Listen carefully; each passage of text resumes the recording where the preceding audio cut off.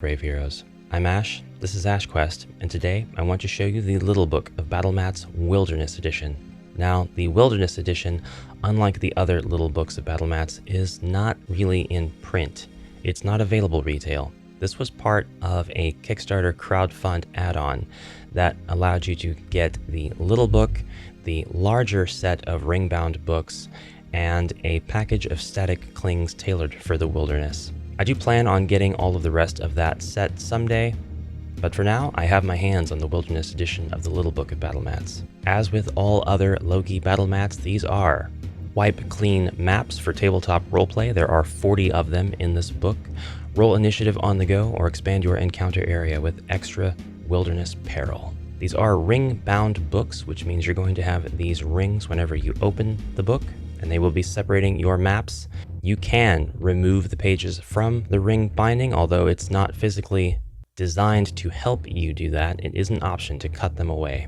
If you do so, you should be left with the correct size of the tile, even without the extra bit of tile that would be behind the ring binding. You still would have a clean 1x1, although the illustrations would no longer match up exactly. Since these are ring bound, you can open these up completely, fold them over, and just use one of the 6x6 maps on either side of the book, or you can open it flat and use both maps for a 12x6 experience. You will notice that there is a height difference. I just turned to the first page, so we have a stack of maps over here and just one, the cover of the book really, on the left side. And we can fix that by flipping pages in the back to kind of allocate more pages to the left and let these heights even out a bit. So let's flip through this Wilderness Edition, build out some scenes on the go, and see if this belongs at your table. Impressed by the very first set of pages. We have a jungle scene, unlike anything else I've seen in these Loki Battlemat books. We have entry and exit points on each map. You can choose to use these or say that they're walled off,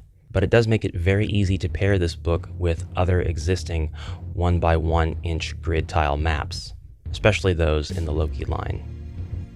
I've actually got this sitting on my HeroQuest 2021 board, and I can tell you from experience it does really well at the edge of the board. The next couple pages are just grass. Now this is to facilitate like a huge arena for a boss battle or perhaps wargaming. So you will see these blank maps from time to time. Next up is a lovely outdoor scene, perhaps leading to your next cave dungeon, perhaps a great place to camp for the heroes. This set of maps might look a little strange, but it does end with an entrance to a cave. So we've got some opportunity to put some monsters or something up here around the edges of the entrance to the cave path. You've got some verticality here. Easy to have monsters jump down and ambush the heroes. Some fresh, clean water here and some stones. This is a good time to mention that almost all of the Loki books have similar map areas and biomes, so you can find this area type in almost any of the other Loki books, and you can match this map up with it, so it gives you more possibilities, more range. Another maybe very friendly scene, maybe very dangerous. More implied verticality with this one. We have a strange stone landmark jutting off of the edge of a cliff. Be very careful not to fall, as this looks like it's pretty high up. Something important is here. Perhaps this is to somehow mark a grave. Perhaps this is the site of a ritual. And I think that that's how I would play this one. You've got to stop this guy from completing the ritual that's going to bring him back to his full mortal power. But he's being guarded by wolves and a cutthroat orc. Could make for a very fun 10-minute HeroQuest adventure. Now, if he does complete the transformation, it might be easy enough to just knock him off the stone landmark. You know what's weird? That looks a lot better on camera than it does in real life. I really like this next set of maps. Kind of an abandoned cabin or shed in the middle of the swamp. Stairs lead up to this 2x4 room. If you use both of these doorways, then there's not a whole lot of HeroQuest furniture that you can put in here. A chest, a throne. This is a beautiful set of maps. If the heroes are up for a little swim, they can make it to the inside of a secret alcove. This one is just sad. I'm not sure exactly how this one is usable. Perhaps the heroes are on this boat trying to bucket the water back out into the ocean. It is rapidly sinking. They just have to do it long enough to get to their destination, which is in their line of sight. Perhaps you've got to roll their combat dice, and with every successful skull, another bucket of water is sloshed out of the boat, but it is sinking rapidly while it slowly encroaches upon its destination.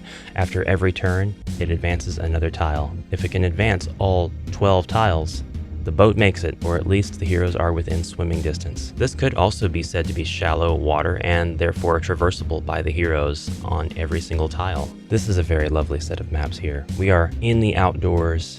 There's a pathway, there are trees. The barbarian can go for a nice peaceful walk. Some trees bear fruit. These trees bear orcs and skeletons dropping out of them for an ambush. Wait, what? Now since these are 1-inch grids, you can use any tiles that are 1 inch. They'll be perfectly compatible. Like for this set of maps, I've just decided to have a staircase here. And if you don't want a staircase there, we can just remove the tile. Oh, there's a staircase there. There, I fixed it.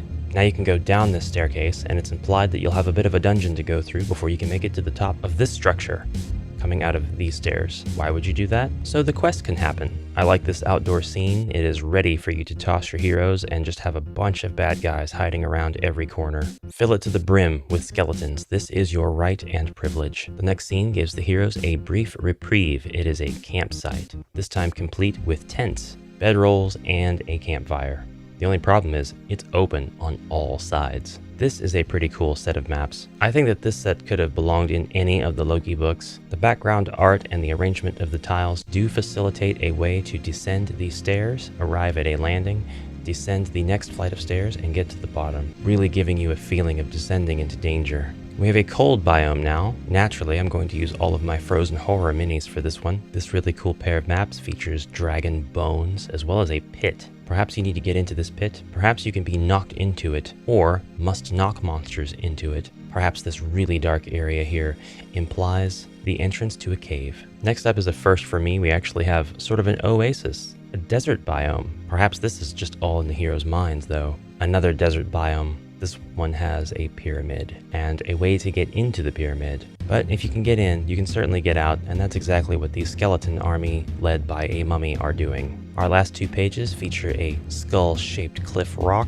that must be ascended in order to get to a pass leading to the final battle. That's how I would use it. How would you use the Little Book of Battle Mats Wilderness Edition? Be sure to let me know in the comments below. Thank you very much for watching. I hope you have a great rest of your day, and until next time, bye for now.